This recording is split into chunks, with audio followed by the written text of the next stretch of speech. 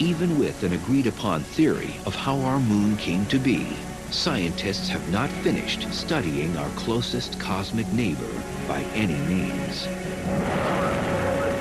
In fact, talk of returning to the lunar surface with a permanent manned outpost has... We interrupt this program to bring you special coverage of Apollo 11's mission to the moon. We are still go with Apollo 11. Ignition sequence starts. 6, 5, 4, 3, 2, 1, 0. All engine running. Liftoff. We have a liftoff. 32 minutes past the hour. Liftoff on Apollo 11. Tower cleared. We got a roll program.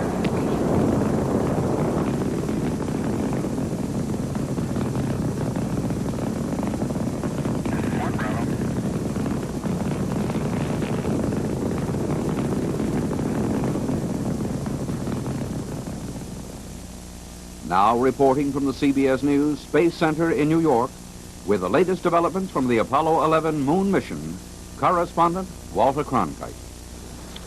Back here at our CBS News Space Headquarters, we're watching the countdown to the landing on the moon and waiting for the spacecraft to come around on this side of the moon again so we can get confirmation that all is still going well. They should be around in 7 minutes from now. 0, 0, 0, 9 or 8. Crowds around this country and all over the world are watching this, listening to these communications. Altitude now. Here, go for landing, over. Oh, great go. Okay, 75 feet. Guys looking good, down a half. 6 forward. 60 seconds. Lights on. 6. Down 2.5. Forward. Forward. Good. 40 feet down, 2.5. Picking up some dust. 30 feet, 2.5 down.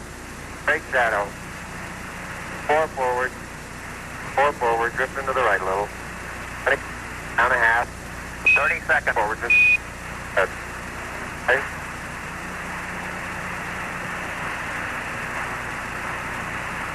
Contact light. Okay, engine stop. ACA at a descent. Nose control, both auto, descent, engine command override off. Engine arm off. We're home. 413 is in. Man on the moon. We copy you down, Eagle. Houston, Oh, jeez. Tranquility Base here. The Eagle has landed. Roger, Tranquility. We copy you on the ground. You got a bunch of guys about to turn blue. We're breathing again. Thanks a lot. Ooh. Oh, boy. Thank you. You're looking good here. Boy. Okay, we're going to be busy for a minute. Master arm on. Take care of the descent. I'll get this stuff prepared. Wally, say something. I'm speechless. I'm just trying to hold on to my breath. That is really something. Very smooth touchdown. Now here again is Walter Cronkite. How easy these words are rolling off our lips now. Man on the moon, a walk on the moon. And yet to say the words and to stop just a moment to think about them still sends a shiver up and down the old spine. It's 9:35 Eastern Daylight Time, and that means that very probably, unless we hear otherwise, we will get word from the spacecraft that they intend to depressurize the cabin and open the hatch in about 15 minutes from now. Out around the world, wherever people gathered outside and in large groups, they watched television sets. That was true at Disneyland out in California, where Haywood Hale Broun is standing by with a large crowd now waiting, I understand, Woody, for the spacewalk itself. All day long, Walter, people have been from the swirling tides of Disneyland eddying to a stop in front of this big screen. There are a lot of distractions at Disneyland, but this is somehow the greatest distraction of them all because there are a lot of rides, but there isn't so much history. And also there aren't any tickets needed to see the moon. And the people here are waiting with a kind of tenseness which has grown. At first, when it was just the machine coming down on the moon, there was a little gaiety, but now, except for the recognition of the fact that we are on, people are concentrating very hard on the screen and waiting for something that they can talk about a long time from now, having seen that first step of man on that first alien planet. And now, back to you, Walter. There's an interesting scene up at Central Park in New York where the city is sponsoring a moon inn, and Bill Plant is there to report on it. Bill? Walter, there may be some question as to whether man is really out of the primeval ooze all the way. Here in Central Park, there's been a rain on and off all evening long. It's quite muddy and quite wet. Nonetheless, there are about 1,000 people out here watching our program on the giant screen. What they are waiting for is the extravehicular activity that is scheduled to begin in just a few minutes. Some of them have stayed under plastic and on the ground for hours. What brought you out here tonight? Well, it was something that we wanted to see together with a lot of people. It's something that happens once and never more. An experience that you feel should be shared? Yes, definitely. I don't think the world has ever been more together or doing one thing together as much as they are right now. And I think this is something that should be done. You've got a good crowd there. CBS News color coverage of the epic journey of Apollo 11 will continue in a moment. Stand by.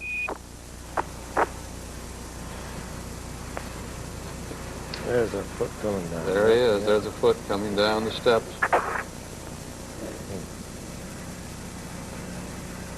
Okay, Neil, we can see you coming down the ladder now.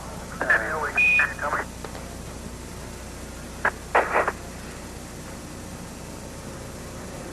Okay, I just checked getting back up to that first step. That isn't collapsed too far, but it's adequate to get back up. Roger, we copy. It's a pretty good little jump. So there's a foot on the moon, stepping down on the moon. If he's testing that first step, he must be stepping down on the moon at this point. Buzz, this is Houston. F2, I'm at the 1/160th second for shadow photography on the sequence camera. Okay. I'm at the foot of the ladder. The LEM footpads are only depressed in the surface about 1 or 2 inches, although the surface appears to be very, very fine-grained as you get close to it. It's almost like a powder. Ground mass is very fine. Boy, look at those pictures. Wow. It's a little shadowy, but he said he expected that in the shadow of the lunar module. Armstrong is on the moon. Neil Armstrong, 38-year-old American, standing on the surface of the moon on this July 20th, 1969. That's one small step for man, one giant leap for mankind.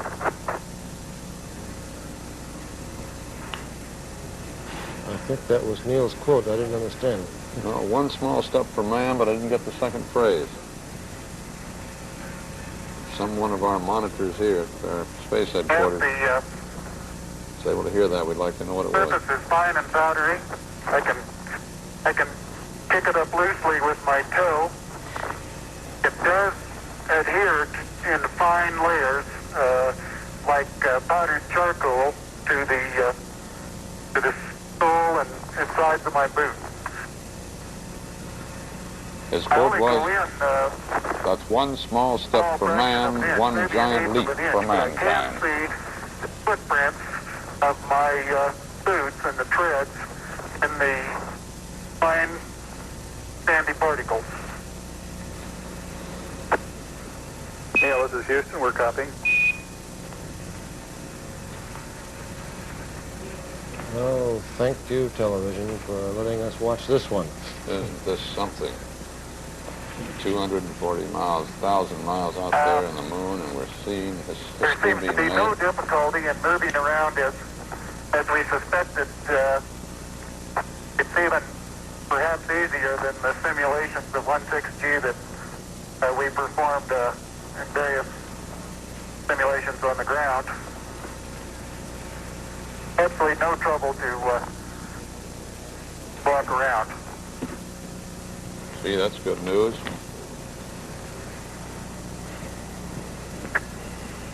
Okay, I'm on the top step, and I can look down over the RCU and landing gear pad. It's a very simple matter to hop down from one step to the next. There he comes. Yes, I found it to be very comfortable, and walking is also very comfortable.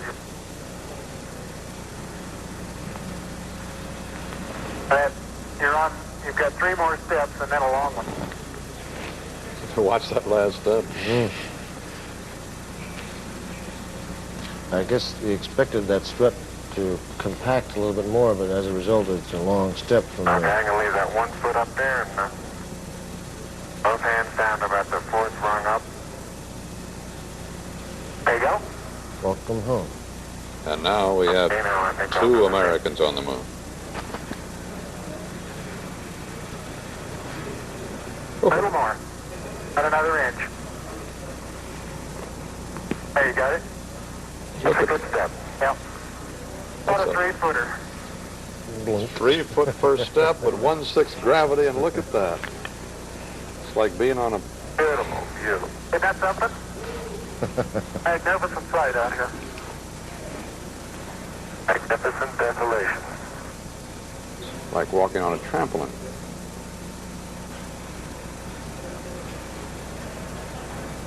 Oh, my.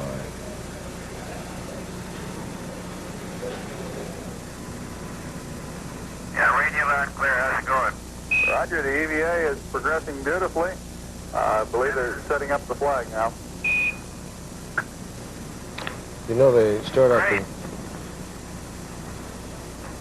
out behind time on this, I and guess they you're caught about the up. only person around that doesn't have TV coverage of the scene. Yes, this is the flag, not the core sample.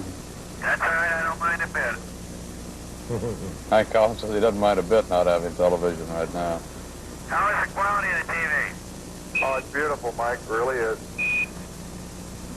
There it is, a U.S. flag on the surface of the moon. Yes, indeed. They've got the flag up now, and you can see the stars and stripes on the lunar surface. Beautiful, just beautiful.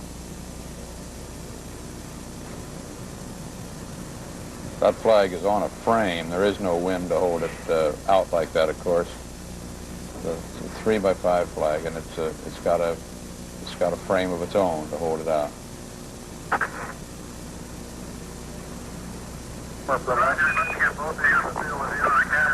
Yeah, I think something rather important is coming up here. Neil and Buzz, the President of the United States is in his office now and would like to say a few words to you. Over.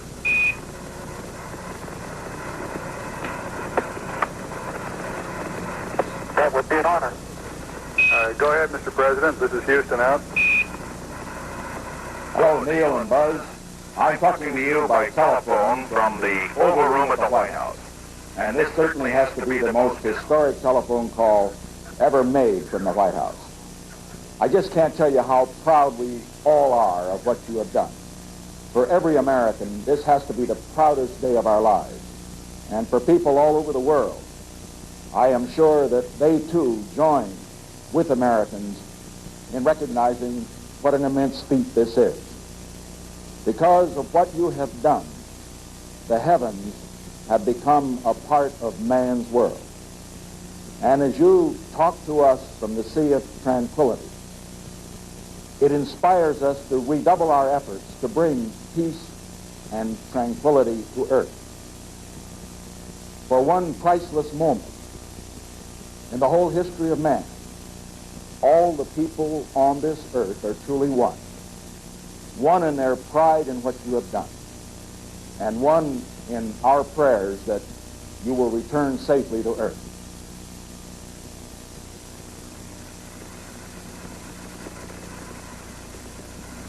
Thank you, Mr. President.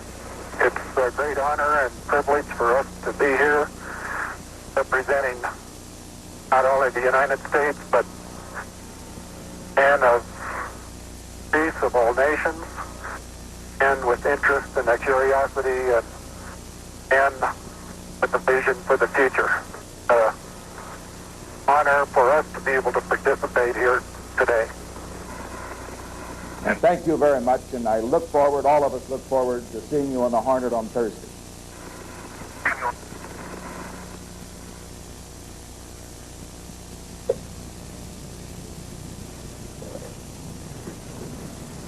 Splashdown should be on Thursday, 1,250 miles southwest of the Pacific, south of Honolulu, Hawaii.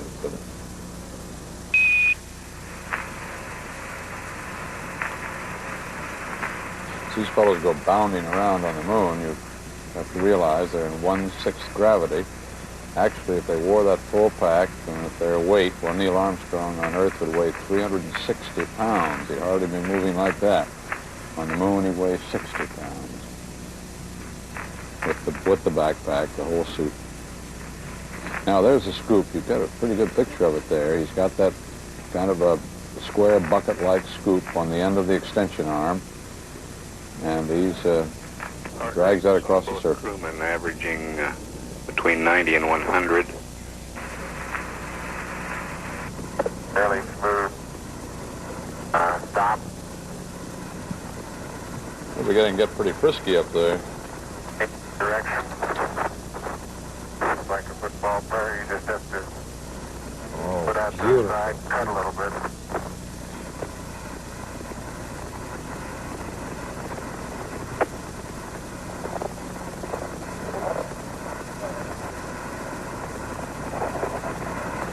So-called kangaroo hop does work, but it seems your forward ability is not quite as good as it is in the conventional, more conventional one foot after another.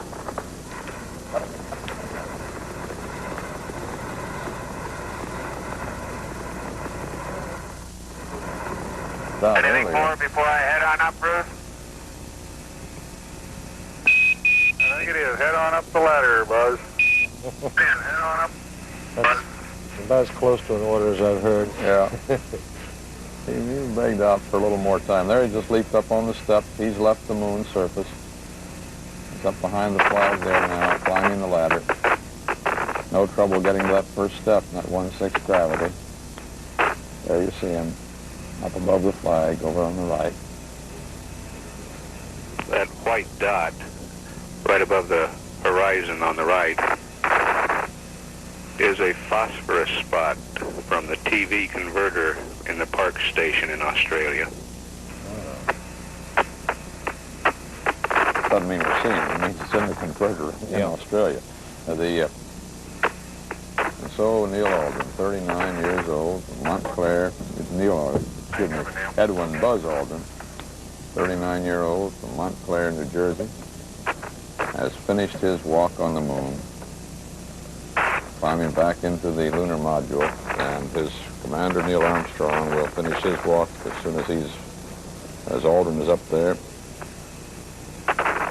We will have seen all of this historic walk right there on television from 250,000 miles out from space. Buzz does have a first. He's the first man to leave the moon. Tranquility Base, this is Houston, over. Roger, go ahead. We'd like to say from all of us down here in Houston, and really from all of us in all the countries and in the entire world, we think that you've done a magnificent job up there today, over. Thank you very much. It's been a long day. Yes, indeed. Get some rest there and have at it tomorrow.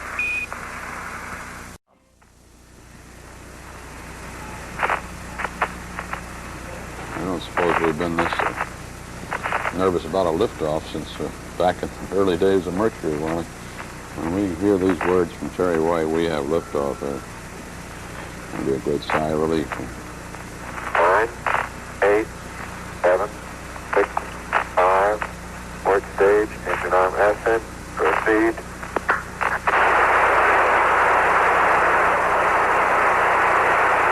Shadow, beautiful. 26, 36 feet per second up. 5 for the pitch over. Engines firing, they're on the way.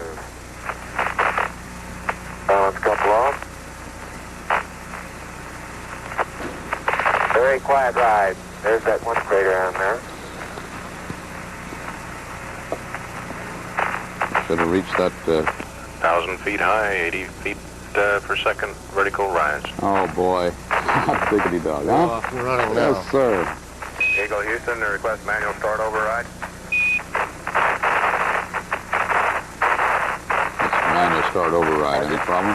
No, that's just to, that's a backup mode, just to be sure it stays in sync, or in synchronization. Their words beautiful with the firing, then very smooth, and then very quiet ride. Armstrong and Aldrin. You're looking good. After just short of 22 hours on the moon's surface, on the way back now to rendezvous with Mike Collins orbiting overhead. Those little firings of the rockets on the side. That's to stabilize the vehicle in attitude as it's being propelled by the large engine. You see the plume simulated here.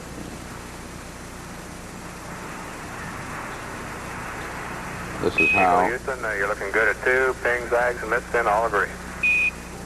20 degrees Flight Operations Director 360 Chris Krebs miles. commented that he felt like some 500 million people around the world were helping push Eagle off the moon and back into orbit. We're continuing to monitor transmissions between the ground and Eagle and Columbia. Apollo control standing by. Well, man's dream and a nation's pledge have now been fulfilled. The lunar age has begun. And with it, mankind's march outward into that endless sky from this small planet circling an insignificant star in a minor solar system on the fringe of a seemingly infinite universe. The date's now indelible. It's going to be remembered as long as man survives. July 20th, 1969, the day man reached and walked on the moon.